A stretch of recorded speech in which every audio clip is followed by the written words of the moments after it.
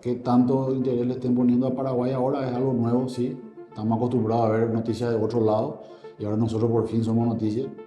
Pero yo sí creo que van a haber más controles, pueden llegar a haber más procesos a más personas paraguayas.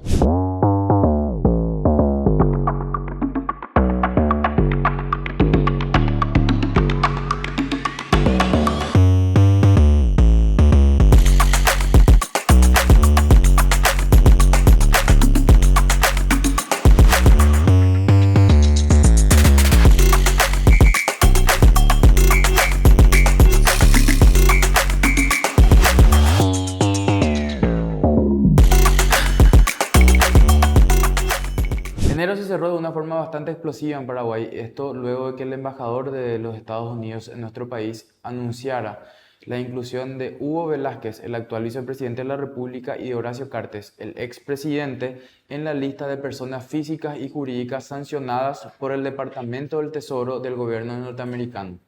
De acuerdo a la comunicación oficial, Velázquez y Cartes incurrieron en actos sistemáticos de corrupción y, lo más grave, hablan de vínculos incluso con el Hezbollah, un partido político del Líbano considerado como un grupo terrorista por el gobierno de los Estados Unidos y desde el 2019 considerado también terrorista por el gobierno paraguayo. Según lo que sostienen los norteamericanos, en el caso particular de Horacio Cartes, el exmandatario basó y sostuvo su poder político en el pago de sobornos, incluso a legisladores, antes, durante y después de estar en el poder. En esta ocasión en particular conversamos con Marcio Batilana, abogado especialista en derecho económico y quien ya litigó en varias oportunidades en Estados Unidos. Queremos conocer el alcance de las sanciones para Horacio Cartes, Hugo Velázquez y las empresas ligadas a ellos. Esto es Sin Filtro.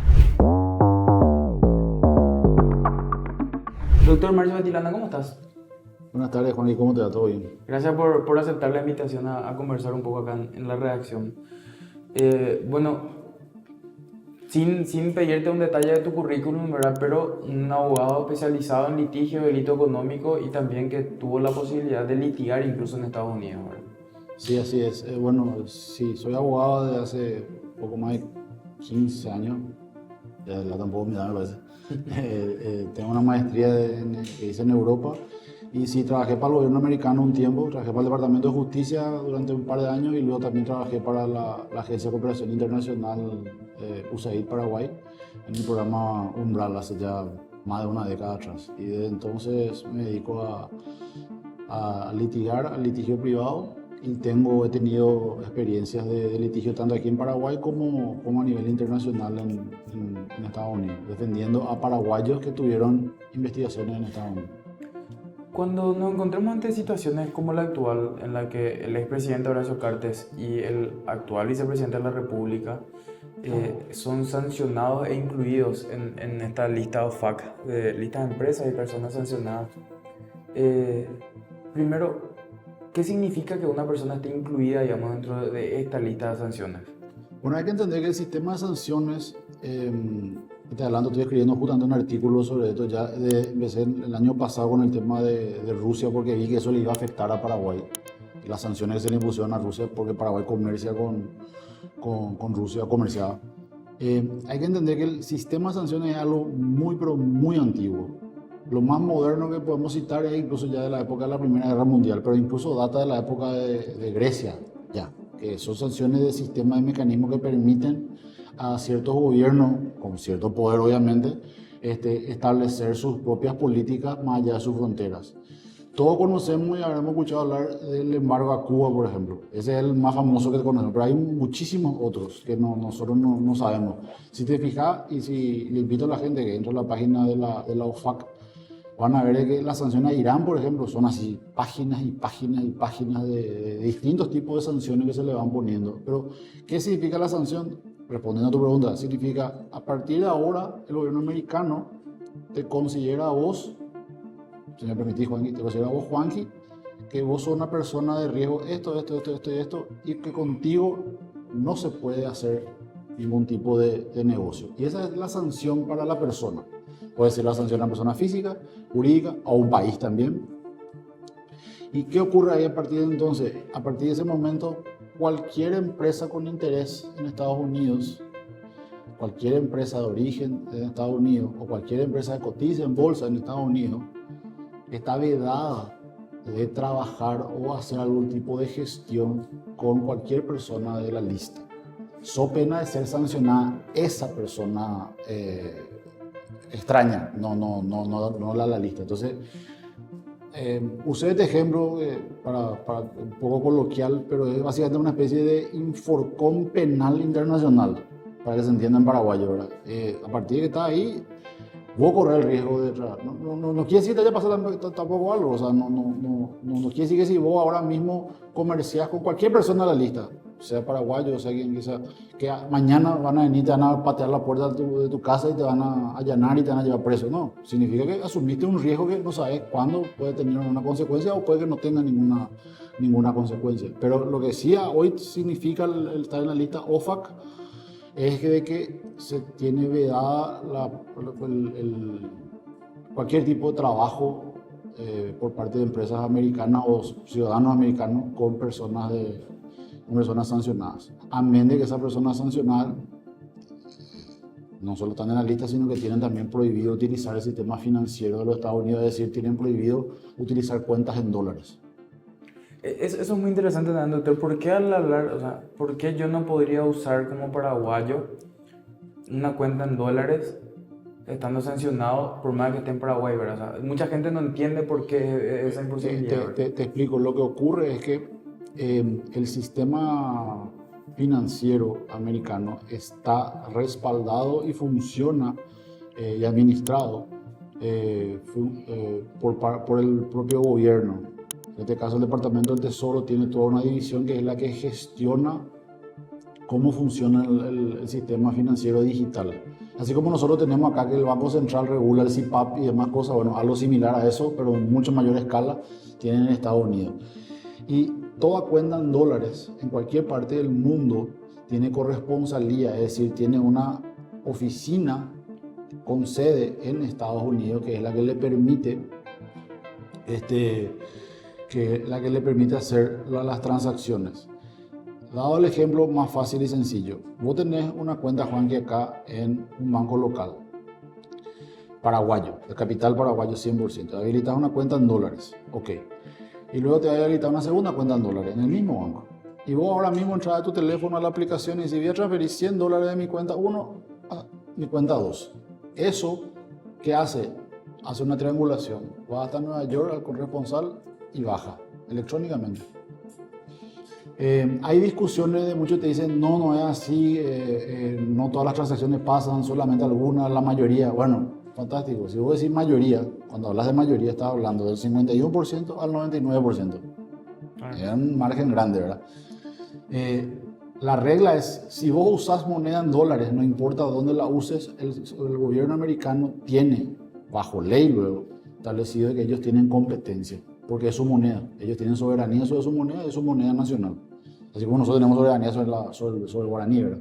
Entonces, cualquier transacción en dólares en cualquier parte del mundo toca a algún corresponsal en Estados Unidos. Los que son de este hemisferio sería Nueva York y los del otro hemisferio sería San Francisco o Los Ángeles. Algo similar ocurre con el euro, que toca Frankfurt o tocaría, no recuerdo si era Frankfurt y Barcelona o cuál era el otro central, pero hay otra central. Lo primero que escuchamos en estos días, doctor, es el discurso de la injerencia del imperio en cuestiones internas paraguayas. Sin embargo, yo leo las sanciones y te escucho a vos explicando estas sanciones y en ningún momento están diciendo que esta persona no puede ser elegida para un cargo en Paraguay.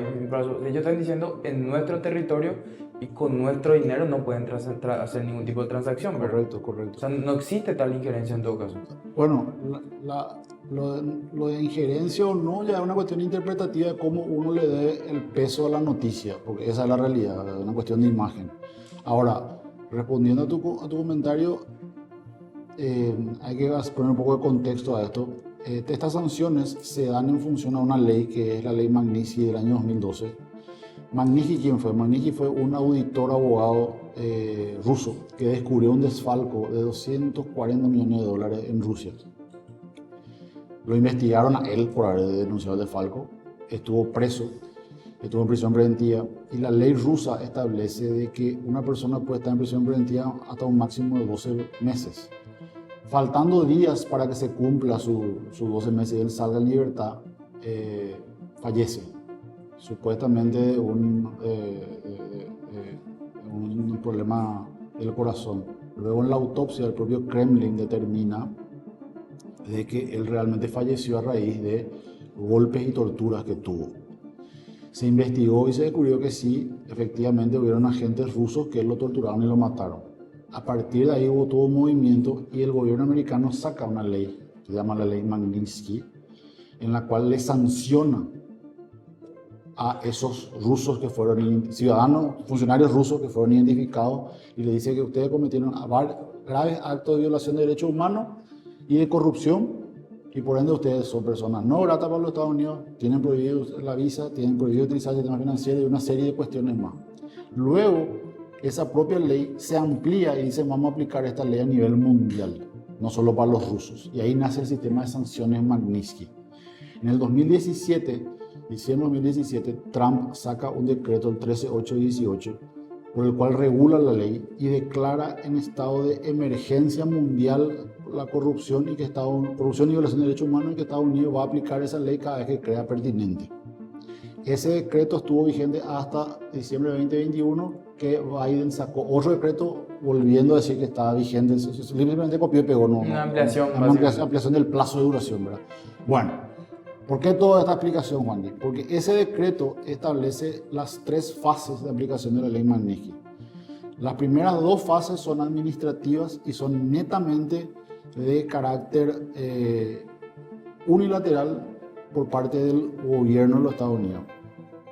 Primera consecuencia o primer anillo es la declaración de que no pueden ingresar al territorio estadounidense, sea que se le retira directamente la visa o sea que ya hay alguna cuestión un poco más fuerte, vamos a decir, que lo que ocurrió el año pasado de declaración de significativamente corrupto a 2 ciudadanos paraguayos.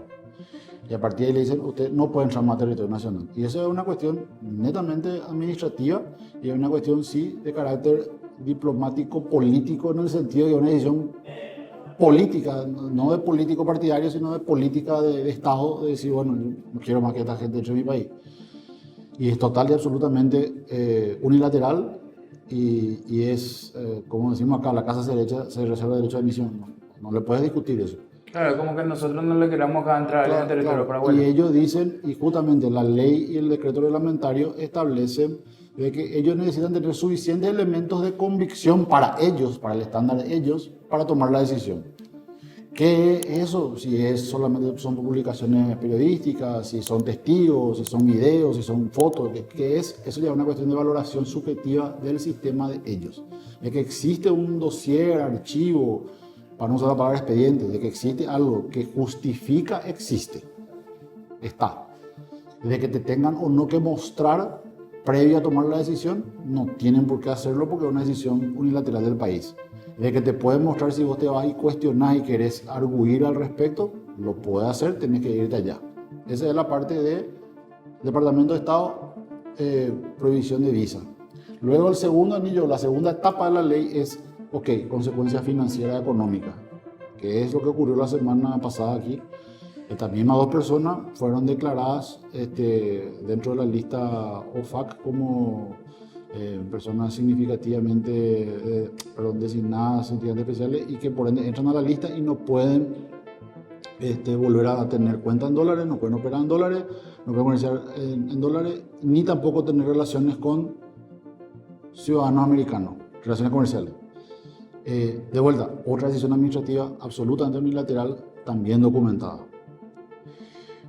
Es importante destacar de que el decreto reglamentario que te cité dice de que para cada una de estas etapas, la primera es el Departamento de Estado que toma la decisión, la segunda es el Departamento del Tesoro. Pero independientemente de eso, en cada una de ellas se tienen que hacer un concurso de información y de pareceres entre Departamento de Estado, Departamento del Tesoro y Fiscal General, que es el Departamento de Justicia. Es decir, bajo información de todos. Todos están informados de lo que está pasando. Y se genera un memorándum interno en donde sale la recomendación salen los fundamentos y eso queda ahí en un archivo. Y ese memorándum o esa justificación es la que uno puede ir a litigar administrativamente en Estados Unidos. Lo de la visa se litiga o se argumenta ante el Departamento de Estado, y lo de OFAC ante el Departamento del Tesoro, que tiene todo un mecanismo para eso. Y después está la tercera etapa. La tercera etapa, que ya son consecuencias jurídico-judiciales de índole ya penal y civil, es de que se abra un proceso judicial, que puede ser, repito, civil o penal, en Estados Unidos, y que se requiera eventualmente la presencia de la persona sindicada en suelo americano para ser juzgada. Y ahí sí estamos hablando de que se tiene que seguir todo un proceso que es el que todos conocemos como el de extradición. El proceso de extradición viene, primero que nada, viene una orden, que es orden de detención con fines de extradición, en donde el país lo que dice es deténganlo a Juan Quilescano porque yo a Juan Quilescano lo quiero extraditar. Entonces, vos estás por la calle, te detienen, te ponen frente a un juez, el juez se asegura de que vos sos Juan Quilescano, porque tienen que enviar toda una descriptiva de cómo saber que sos Juan Quilescano, y se le comunica al Estado requirente: acá está Juan Quilescano, ya está identificado, está bajo custodia. ¿Qué hacemos? El tratado con Estados Unidos, el tratado de extradición que tenemos con Estados Unidos, dice de que tienen 60 días, no aclara si había ocurrido, te lo digo por experiencia, porque ya tuvimos que litigar eso alguna vez. Tienen 60 días para enviar la justificación y el pedido real de extradición. Y con el pedido de extradición viene la descripción de los hechos, las pruebas que tienen y los elementos que van a poder utilizar para demostrar que esa persona va a ser juzgada por eso. Y ahí se aplican un montón de reglas, como ser que tiene que haber doble incriminación, no tiene que estar prescripto, no tiene que estar sancionado acá por el mismo hecho, una serie de cuestiones que ya es mucho más fino de hilar. Pero eso sería, o sea, y a partir de ahí sí estamos hablando de lo que ellos en el sistema americano se llama revealing process, que es revelar la prueba. Ellos tienen la obligación de mostrarte qué es lo que tienen en tu contra, sin hacer un juzgamiento aún, ¿verdad? Pero en busca de un juzgamiento. Basándome en lo que estás diciendo, Doctor, y ante las afirmaciones que han surgido en la última semana, esto, insisto en una palabra que vos decías, está documentado cada parte del proceso. Sí. No sabemos qué tipo de documentación, porque evidentemente no la han expuesto hasta el momento, porque creo que la propia ley de la designación de personas significativamente corruptas establece que hay como un periodo fiscal dentro del cual se puede presentar una parte o la totalidad, o reservar de hecho parte de esa información en caso de que haya necesidad de futuros procesos, ¿verdad? Pero más allá de eso me quedo con lo otro, que es, no es que, no sé, vos tenés una enemistad personal conmigo y te vas a decir: hola, tengo 10 millones de dólares y quiero que se le incluya a esta persona en la sanción, porque en algún momento hasta se trató de decir: no, esto se paga, alguien se paga ya y puede hacer, ¿verdad? O sea, no es que uno va y compra a la mayor potencia del mundo para hacer este tipo de sanciones, ¿verdad? Y no sé cómo responderte a eso, Juan, que me parece muy temerario hacer una afirmación de ese tipo. El sistema está instalado, el sistema funciona y no somos los únicos. O sea, sanciones hay toda la semana. Creo que... Nos enteramos nomás nosotros porque claro, no seguimos. ese día antes o 2 días antes le sancionaron A Martinelli, el presidente de Panamá. Después hubo un hondureño, gente de El Salvador, por supuesto gente gente de Europa del Este. Lo una cuestión casi semanal o diaria lo que se le incluye. O sea, es absolutamente normal eso. Y con todos los conflictos que están habiendo ahora entre Rusia y Ucrania, es algo así absolutamente normal. ¿Qué te digo? Yo empecé a investigar el asunto porque me quedé por el camino, voy a terminarlo.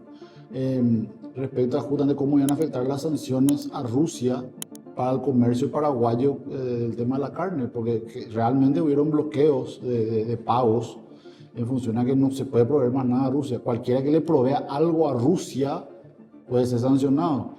Y lo que se hizo fue algo similar a lo que ocurrió con la sanción de la semana pasada. Se dio una especie de periodo de gracia donde se dijo: bueno, ok, todos los envíos que ya se hicieron y demás cosas van a poder cobrar y tienen este plazo. Y después ya... No sé cómo terminó el sector cárnico funcionando al final, pero sé que se solucionaron algunas de las cuestiones. Pero existen hoy por hoy varias sanciones diarias a personas, a países, a empresas. O sea, cierto es que es la primera vez que ocurre en Paraguay y tiene tanta grandilocuencia, pero repito, ni siquiera es la primera vez, porque en total son 8 los paraguayos, personas físicas que están en la lista OFAC. Y personas jurídicas son unas cuantas más, ¿verdad?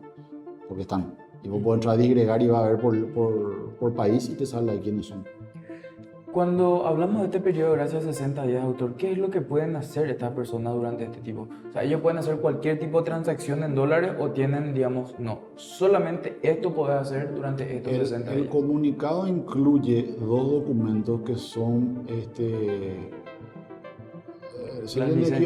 licencias, serían el equivalente a lo que nosotros tenemos con lo que se llaman opiniones vinculantes de la Subsecretaría de Estado de Tributación, algo similar a eso. Son unas excepciones vinculantes donde dice, esta empresa, de lo que se lee, ¿verdad? Esta empresa tiene hasta el 27 de marzo para liquidar todos sus bienes, pagar todo lo que ya se obligaron antes del 26 de enero, y no adquirir ninguna nueva deuda ni nada por el estilo, y asegurarse de que para el 27 de marzo no tengan más bienes ni fondos ni nada en territorio americano. Entiéndase, territorio americano también cuentas, no solamente así físicamente cosas. Entonces, lo que te está diciendo es, pueden continuar funcionando normalmente, pero tendientes a cerrar. ¿Una persona que está en la lista OFAC puede salir otra vez de esa lista sancionada? Sí se puede salir. Existe un proceso de revisión, así luego se llama el proceso de revisión, en el que uno puede cuestionar eso ante la OFAC, y tiene unos plazos y tiene un mecanismo. Lo normal, que demora 6 a 18 meses, pero es absolutamente caso por caso. No es que el proceso te dice se sigue uno X o cantidad de días o lo que sea. No, lo que hay es que uno presenta un pedido de revisión, presenta la documentación que tiene, y en base a eso viene una seguidilla de preguntas específicas que la OFAC va haciendo y va corroborando. Si ellos se dan cuenta de que se equivocaron, que exageraron o que tenían información mal presentada o presentada fuera de contexto o mal traducida, aunque uno crea, eso ocurre mucho, sí, se revierten las decisiones. Y te lo digo por experiencia personal, porque me ha tocado litigar casos judiciales en los que por problemas de traducción se malinterpretaron cosas, por traducir literalmente ciertas cosas y no traducir, como te digo, el caso que tuve de un paraguayo, que yo leyendo la traducción del caso en inglés no me tenía sentido. Yo leía el texto y no tenía sentido. Entonces en mi cabeza leí en castellano como si fuese escrito, porque eran transcripciones de mensajes de WhatsApp. Entonces leí como si fuese en paraguayo y ahí entendí. Y hablé con los fiscales del caso y le expliqué, acá dice esto, sí, pero acá no quiere decir esto, quiere decir esto. Y le expliqué el contexto y, ahora entendemos, pues nosotros tampoco entendíamos. Ellos tampoco entendían. Son ciertas cuestiones, pasa también. No digo que este sea el caso, pero es una cuestión de verlo caso por caso, pero sí se puede revertir. ¿Qué pasa a partir del día 61, doctor? Que creo que es el 28 de marzo. A partir de ahí, estas personas sancionadas, en el caso particular del señor Horacio Cartes, que es, digamos, el que tiene un caudal empresarial muy grande, él no puede tener más empresas, las representaciones de empresas que tiene acá las va a tener que ceder a otra persona. ¿Cómo operaría ahí, por ejemplo? Según lo que establece el comunicado y lo que establece la sanción, a partir del 28, cualquier persona que continúe comerciando con esas empresas designadas o con las personas físicas designadas puede ya ser sancionada. Yo creo igual que la sanción ya corre desde ahora, en el sentido de que la excepción son para esas 4 empresas que tienen que liquidarse nomás. Las personas físicas y jurídicas que fueron declaradas, incluidas en la lista, debieran de ya ir cerrando las cuentas bancarias en dólares si las tienen. Eso pena que pueden terminar siendo comisados esos fondos. ¿Qué va a pasar a partir del 28? A partir del 28 ya no se puede más comerciar con ellos. Si se comercia no quiere decir que el 29 te va a ir preso, quiere decir que ya cometiste una irregularidad y que si algún día se descubre o quieren investigar, lo hacen. Un factor importante, Juan, que hay que entender, es que el sistema judicial de los Estados Unidos, el Departamento de Justicia, que forma parte del Poder Ejecutivo, el fiscal general forma parte del Poder Ejecutivo, no como acá que honora nuestro poder, él tiene absoluta discrecionalidad. El Departamento de Justicia es totalmente discrecional que investigue y que no. Ellos pueden saber de que vos cometiste tal o cual delito y si quieren te investigan y te procesan, y si no, no. O sea, pueden dejar ahí de lado y pueden dejar parado el tiempo que ellos quieran o crean conveniente, siempre y cuando no aplique la prescripción. La mayoría de los casos ellos tienen la prescripción a los 5 años, pero lo que ellos tienen también es la teoría del delito continuo. ¿Qué significa eso? Que sí, 5 años, pero 5 años de que terminó la conducta. Si vos hiciste una acá, después hiciste acá, eso se va alargando los 5 años, o sea, no es del delito inicial. Entonces, ¿qué significa el 28 de marzo? A partir de ahí, ya es cualquier tipo de participación, ya es una irregularidad. ¿Y qué va a ocurrir con las marcas internacionales? Pues sí, yo estoy seguro de que desde la semana pasada los departamentos de cumplimiento de varias marcas internacionales que trabajan aquí en Paraguay, que tienen representaciones, no solamente del grupo Carte o relacionado con el Velasco, marca americana que trabaja en Paraguay, sea quien sea representante, están haciendo revisiones de las constituciones societarias, de los accionarios, de las cuentas, quién es proveedor, quién no es proveedor, todo para asegurarse de no comerciar con personas sancionadas. ¿Por qué? Porque la empresa que cotiza en bolsa en Estados Unidos automáticamente puede ser sancionada. ¿Dónde? En Estados Unidos. Estamos hablando de multas de varios millones de dólares. Y no quieren eso, porque si son multados, automáticamente sus acciones bajan, le tienen que rendir esas cuentas a sus accionistas, todo mucho más complejo. Hay que entender que las sociedades en Estados Unidos, las que cotizan en bolsa, se consideran sociedades públicas. ¿Por qué públicas? No porque está financiada por el Estado, no, al contrario, sino pública porque cualquiera puede ser socio. Las acciones justamente están a la venta y yo podemos ir a comprar acciones y somos dueños minúsculos, dueños de Apple, Google, Samsung, de lo que queramos, y irnos a la asamblea y todos los años nos tienen que pagar el equivalente a lo que valen nuestras acciones, por más que sean ínfimas. Y si pierden plata por eso, yo tengo todo el derecho a reclamarle a los directivos y los directivos se ponen presos también, incluso si es que tienen una mala gestión de la administración de los fondos públicos de la empresa, o sea, de la acción.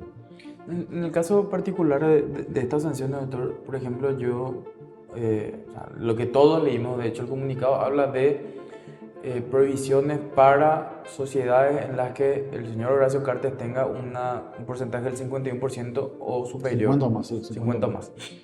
Pero también eso es en materia de personas jurídicas donde él forma parte, pero él personalmente tiene también esa sanción por esto que vos estás diciendo, tipo, las empresas americanas que cotizan en bolsa, con él ya no van a poder tener ningún tipo de relación, por más que sea ínfima su participación, ¿verdad? Es correcto. Por un lado, toda empresa que tenga 50 o más por ciento de participación no puede más comerciar, y él a nivel personal tampoco puede comerciar con nadie.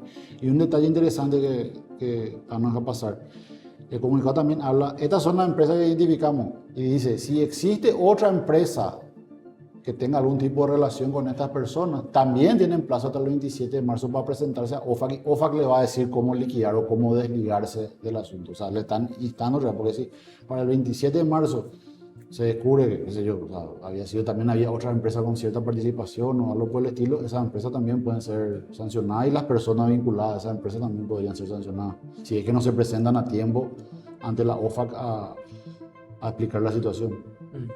¿Esto necesariamente, doctor, significa un probable proceso de extradición para estas personas o puede ser una cuestión meramente administrativa hasta ahora? No quiero hacer futurología, Juan, que no sería muy temerario hacer alguna afirmación al respecto. Objetivamente hablando, como te dije, la ley y el decreto reglamentario contemplan las distintas etapas. Hoy estamos en la etapa 2, que es lo que te puedo hablar, y hasta ahí te puedo decir que bueno, ya tenemos sanciones económicas de vuelta para más paraguayos. Y hago énfasis en más paraguayos porque ya hay otros que están en la lista, no se publicó, no. O sea, no conferencia de prensa, nada, pero están en la lista. Claro, no tuvo la relevancia pública que puede llegar a tener esta persona. Así claro, yo hacía la consulta más que nada porque, como vos decías, digamos, el caso más reciente es la designación del año pasado, pero ya le tuvimos a González Daer, al ex fiscal general Javier Díaz Verón. Ellos no están en la lista. Claro, de sanciones económicas. Sí. Pero sí fueron designados significativamente corruptos. Sí. O sea, digamos, con ellos se quedó en esa primera etapa, por eso por ahí Sí. no, es lo que vos decís, no podemos decir va a pasar o no va a pasar, porque depende de cada caso probablemente. Correcto. Doctor, ¿cómo? Si te fijas, perdón, Manito, Sí, si te fijas, y ya lo he dicho a todos tus colegas, hay que escuchar de vuelta parte del discurso del embajador, porque él hace una mención donde dice, explica, estas sanciones son un mecanismo para proteger nuestro sistema financiero. Y hace toda una locución de explicación de eso. Y luego dice, y también es un mecanismo para advertir a las personas involucradas a que dejen estas prácticas que están cometiendo. O sea, es tipo una advertencia de tipo, hasta acá llegamos ya. No sé qué pretenden que se deje de hacer o que eso ya desconozco, ¿verdad? Pero se nota que es una advertencia, o si no tomaremos otras medidas. Está hablando justamente de las subsiguientes posibles etapas que puedan haber. Repito, no quiero afirmar que va a afirmar o negar que pueda ocurrir la tercera etapa, pero objetivamente hablando está en la legislación. ¿Cómo puede ser, te escuchaba de hecho explicando que, bueno, en Estados Unidos existe lo que es la famosa barra para los abogados, que es la colegiatura obligatoria? Sí. Obviamente hay una cuestión ahí que tiene que tener el abogado estadounidense que va a representar a estas personas, pero también tienen que tener algún tipo de permiso particular de OFAC para... Claro, ocurre que si vos sos abogado americano y vas a representar a una persona que está en la lista, la OFAC te dice vení acá, informame a quién le va a representar y yo, OFAC, te voy a dar una licencia especial para que puedas cobrar tu honorario. Porque el honorario obviamente no se la puede pagar porque se le paga en banco, ¿verdad? Y no va a poder girar la plata. Entonces lo que sacan es una orden de excepción en donde se establece de que el abogado Juan Lescano en Nueva York, Washington, donde sea, va a cobrar los haberes y su honorario de Marcio Batilana que está en la lista a través de este banco, así, y este monto y demás cosas. Voy a retrotraer mucho la entrevista, pero no quiero dejar pasar, porque uno de los discursos dados, no por estas dos personas, sino que por todas las personas incluidas en la lista de significativamente corruptos y ahora en la lista de sanciones económicas, hablan de una supuesta violación del derecho a la defensa. Sin embargo, vos decías claramente que estas son decisiones unilaterales, en la que en todo caso es relativo hablar de una violación del derecho a la legítima defensa porque no existe un proceso penal, digamos. Claro, no existe un proceso judicial en sí mismo, no hay nada que controvertir para la decisión en sí, sí para la revisión obviamente. Voy a usar otro ejemplo diario. Todos los días, cualquier persona que pase acá en Asunción por Marical López y Cuixec va a ver que hay gente sentada enfrente a la embajada esperando su turno para entrar al consulado para gestionar su visa. Todos los días hay gente que sale de ahí y le dicen, buen viaje, va a recibir su visa en tal día. Y hay gente que sale de ahí y le dicen, usted no ha calificado para la visa. Y no te dan mayor explicación. No te dan mayor explicación. Claro, te dicen no. Usted no califica para la visa, te devuelven tu documento, gracias, y te vas, ¿verdad? Bueno, eso es lo que ocurrió de manera un poco más mediática, con una connotación obviamente negativa, porque si te están diciendo, en este caso Mediana te están diciendo por qué no te la dan, en el sentido te dicen, te declaro dirigente corrupto, por eso ya te retiro la visa, y los fundamentos y demás, bueno, sí, hay, como te dije, hay un archivo donde uno puede ir a revisar y se puede uno defender a posteriori, porque como dijiste bien, es una decisión unilateral que no te va a enterar de eso. Podés ir a discutir eso, podés ir a discutir en el Departamento de Estado y en el Departamento del Tesoro, se puede. Esto, si bien digamos es una sanción en territorio y para el mercado financiero estadounidense, claramente por lo que decías también va a traer algún tipo de coletazo de forma interna en Paraguay porque hay ciudadanos americanos que tienen empresas acá que por ahí están asociadas con el señor Cartes que van a tener o con el señor Velázquez, no sé, que van a tener que soltar la mano, digamos, de alguna forma. Van a tener que desvincular de cualquier tipo de relación comercial en dólares. Nada otra que sigan operando en moneda local y demás cosas, eso no. Acá la restricción es operar en dólares. Por eso te quería hacer la consulta, ¿qué pasa si yo, Juan Lescano, soy ciudadano americano? Te cambio, vos Marcio sos ciudadano americano y yo Juan que estoy en la lista. ¿Vas a poder seguir operando igual en guaraníes conmigo siendo ciudadano americano y cuando el gobierno americano dice no pueden tener relación con él? En principio no, así de ciudadano a ciudadano no debería. Cualquier tipo de ciudadano. Cualquier tipo de ciudadano. No debería porque, o sea, de poder, es un riesgo que no sabe. Esto pues, repito, es caso por caso y ver, como te dije, es una cuestión absolutamente discrecional de ellos ver qué tanto consideran grave o no que comerciemos nosotros estando vos en la lista y yo siendo ciudadano. Si de repente es algo inocuo, no te van a procesar, o si te quieren procesar, te van a procesar porque incumpliste la lista. O sea, ya el mero hecho de comerciar o tener relaciones con alguien que está en la lista ya es un incumplimiento, independientemente de que haya sido tu comercio. Claro. Y ahí es lo que vos decías. No quiere decir que el 28 de marzo se va a la cárcel por comerciar conmigo, que estoy en la lista. Va a depender de por ahí, de acá algún tiempo, revisar qué es lo que pasa, ¿verdad? Correcto, correcto. Ahora lo que va a ocurrir es que el sistema financiero paraguayo y mundial, el mundial está acostumbrado a esto. Como te digo, los departamentos de cumplimiento van a mirar con lupa cada transacción para asegurar de no estar incurriendo en ningún tipo de incumplimiento de la norma. Sobre todo, todos los bancos locales pues tienen corresponsabilidad, es decir, no van a querer pues, tener problemas porque lo que va a ocurrir es que ya van a tener un problema o de incumplimiento, de exposición de riesgo, el corresponsal le va a retirar la corresponsabilidad y no van a poder volver a comerciar en dólares. No va a poder tener cuenta en dólar acá. Y sí, tengo una cuenta en dólar, pero no va a poder girar plata, entonces te va a dificultar la situación. O sea, los propios bancos van a tener que volver a revisar esa situación particular con los sancionados. Yo te aseguro que ya están haciéndolo. Esto porque podría representar un riesgo para ellos, me decís. Correcto, correcto. Es más, el tema de la corresponsabilidad en sí tiene ciertas reglas, de que hay cierto tipo de negocios que no están, acá al nivel local, pero no se hacen. Me consta que hay bancos que rechazan hacer giros para pago de, por ejemplo, de insumos para temas de juego de azar, ruleta y demás cosas. Entonces se tiene que pagar en efectivo, armas y algunas otras cosas.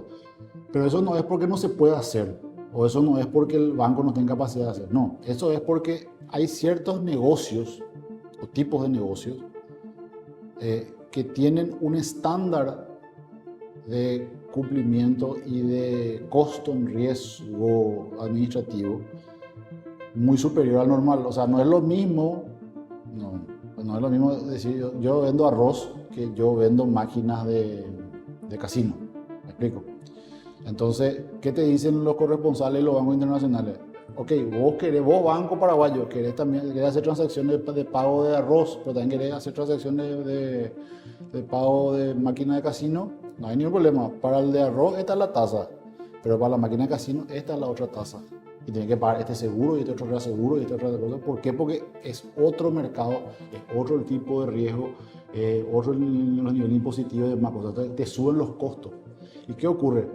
Los bancos locales miran y dicen, no me compensa a mí pagar un sobrecosto para poder tener 2, 3, 4, 10 clientes que importan máquinas de casino, porque ellos cobran, el porcentaje de lo que gana el banco en las transacciones es tan bajo que no le compensa pagar ese seguro. Frente al sobrecosto. Lo mismo pasa con las armas o municiones, o sea, todos te dicen, no hay problema, podés comerciar, pero vas a pasar a esta escala ahora. Y esa escala tiene un costo más. Y es una cuestión de si vale o no la pena hacer la inversión. Y muchas veces los bancos optan por decir, no, prefiero no hacer esta inversión y no comercio con este tipo de cosas. ¿Por qué te hago este ejemplo?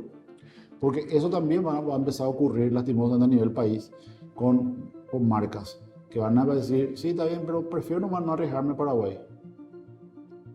Prefiero no arriesgarme en Paraguay, porque el riesgo de comerme una multa es más alto de lo que para mí invertir en Paraguay significa y el rédito que me da un país de 7 millones de habitantes, hablando directamente. Te lo digo porque eso ha pasado en países así de chicos como el nuestro, de Europa del Este. Muchas marcas americanas se retiraron nomás. Le era más rentable decir me retiro que mantener presencia en un país de riesgo. Y eso podría estar, o sea, podría darse dentro del análisis y decir, sin personalizar, sino usando los bancos podrían decir, yo prefiero no trabajar con Juanqui, que está en esta lista sancionado por el riesgo de que el banco me diga, puede trabajar con él, pero tenés que pagarme un montón de cosas más. Correcto, correcto. O sea, realmente el riesgo país lastimosamente para este tipo de situaciones es bastante alto debido a los actos personales no te hablo de una persona en particular, sino que... Sí, en general, no, a ver, existen los llamados mapas de riesgo. Hace poco se publicó, y sé que a comienzo de año se publica siempre el índice de transparencia, que en otra oportunidad si querés podemos hablar al respecto. Yo tengo mis reservas de ese índice, no creo que sea tanto como dice que es. Está sobrevalorado en mi opinión, pero sí hay otros índices que están hechos por otros entes que analizan otros factores, factores económicos, financieros, de estabilidad monetaria, de sistema de gobierno, una serie de cosas que te generan los mapas de riesgo donde vos vas viendo a nivel mundial cómo están los países, y las empresas suelen mirar eso para ver si qué tan riesgoso es o no comerciar con ese país, para ver si se instalan o no. Te tiro ya algo, Juanqui, que te pido que anotes. Una sigla, FCPA, Foreign Corrupt Practice Act, Ley de Prácticas Corruptas en el Extranjero. Esa es una ley de los años 70 en Estados Unidos, que nace a raíz de que detectan de que varias empresas grandes americanas, muy grandes, estaban pagando menos renta, menos impuesto a la renta. ¿Por qué? Porque su costo operativo había subido. Entonces declaraban que tenían más costo operativo, tenían menos renta. El IRS, o IRS, que es la SED nuestra, haciendo una investigación, detectan de que efectivamente varias empresas grandes tenían unos costos raros en el extranjero. Y hay una leyenda urbana, nunca se supo quién, pero que en una de las entrevistas se le dijo, bueno, ¿y este qué? No, estas son facturas, entonces pagó tal cosa. No, y ese pagamos una coima en tal lado. Y ahí le dijeron, ¿pero pagaste una coima? ¿Cómo una coima? Sí, pero no fue en Estados Unidos, yo no le pagué a nadie acá en Estados Unidos. No, allá en tal país asiático, ahí normal, y tengo que pagar para despachar. No, eso es un delito. Sí, allá no es delito, allá es normal. Sí, está bien. Pero vos me estás diciendo que estás cometiendo lo que para nosotros es un delito en otra parte del mundo, y a raíz de eso estás gastando plata y no estás pagando impuestos. No. Y a partir de ahí se desarrolla esta ley, que es una ley muy compleja y que lo que hace es sanciona a empresas americanas o que coticen en bolsa o lo que sea, que comercian en el extranjero, todas comercian en el extranjero, y que en su cadena sea de producción o de provisión de bienes y servicios haya algún tipo de irregularidad contable o algún tipo de irregularidad en materia de corrupción pública o privada, los dos tipos de corrupción, se les mete sanciones trillonarias, pero trillonarias. La más reciente fue el tema del Lavallato. Petrobras tuvo que pagar un montón de plata. Tengo un acuerdo, te puedo pasar luego, de Aerolíneas Gol, finales del año pasado, 41 millones de dólares de multa, porque se descubrió que Aerolíneas Gol estaba pagando a legisladores en el extranjero y a legisladores brasileños con dólares, para que pasen algunos tipos de regulaciones, no sé de qué, ¿verdad? Que para aprender a beneficiar o algo por el estilo. Y bueno, Aerolíneas Gol tuvo que pagar esa multa, y 41 millones es poquísimo al lado de los otros tipos de multas que se le pone, amén de las posibles sanciones penales a los directivos. ¿Por qué te digo esto? Porque ya hace un tiempo atrás, hablando con un ex fiscal de FCPA en Estados Unidos, en una reunión en Chicago, estuve con él en el 2018 y 2019, y me lo presentaron, hablamos, soy Paraguay, me dijo, sí. Puse que cuando yo estaba en la fiscalía de FCPA, siempre dijimos que en Paraguay tiene que haber algo. Y Paraguay está hace rato en la mira, me dice. ¿Y por qué? Le dije yo. Y porque sabemos que en Paraguay hay lavado de dinero, que hay narcotráfico, todo eso se sabe, me dice, pero eso se mueve de otra manera. Lo que me dijo es, Paraguay no tiene sentido a nivel demográfico la cantidad de dinero que mueve en el sistema financiero formal en dólares. No tiene explicación. Entonces algo tiene que haber ahí. Palabras de un ex fiscal. Entonces, esta ley FCPA, ¿qué hace? Te digo, sanciona a cualquier empresa americana que, por decirte, vamos a un ejemplo, una empresa americana que represente, o sea, que tenga vehículos automotores. Y si llegan a descubrir el proceso de despacho para sacar las cubiertas que se fabricaron en Malasia se le pagó algo de más o lo que sea o sea, el productor de la cubierta pagó una coima que al final eso terminó llegando y vendiéndole a la camioneta que se armó en Estados Unidos. Toda esa cadena de gente procesada, amén de la empresa ya, por no controlar y no hacer la debida diligencia de que sus proveedores estén obrando de manera correcta. ¿Cómo te zafás de ser sancionado? Teniendo un sistema de cumplimiento y de diligencia en la que vos estás controlando todo, y si detectás que pasó algo, vos mismo te vas y le contás al Departamento de Justicia: mira, me pasó esto. Y ahí, si ellos son los que detectan de que hubiera una irregularidad, las multas son millonarias. ¿Por qué te digo esto? Porque esa ley es a la que más miedo le tienen las empresas americanas. Y uno de los elementos para que la ley se configure es que llegue a trabajar con algún sancionado o llegue a violar alguna de las sanciones, independientemente a otro elemento más que tiene la ley. ¿Y por qué te digo que es importante? Porque el Departamento de Justicia tiene divisiones. La división más importante desde el 2001 es la de antiterrorismo, la que más fondos tiene. La segunda división, ¿sabe cuál es? La de FCPA. ¿Por qué? Porque esa es la que recauda el dinero, porque las multas van al Departamento de Justicia para financiar el funcionamiento del departamento. Y estamos hablando de multas de muchos ceros, Juan, muchos ceros. O sea, para cerrar, doctor, realmente hay posibilidad de que siga existiendo algún tipo de movimiento de Estados Unidos con respecto al país, porque los altos niveles de corrupción están afectando, digamos, el nivel de imagen, y sobre todo para ellos creen que están afectando en cierta manera su ingreso, algún tipo de interés particular de ellos. Yo creo que sí, creo que sí. Y eso es una política mundial que ellos tienen, ¿verdad? O sea, que tanto interés le estén poniendo a Paraguay ahora es algo nuevo, sí. Estamos acostumbrados a ver noticias de otro lado y ahora nosotros por fin somos noticias. Pero yo sí creo que van a haber más controles, pueden llegar a haber más procesos a más personas paraguayas. Y pues bueno, lo único que queda es que se trabaje bien, de manera transparente, y con eso evitarte problemas. Gracias, doctor. Gracias, Juanqui, encantado.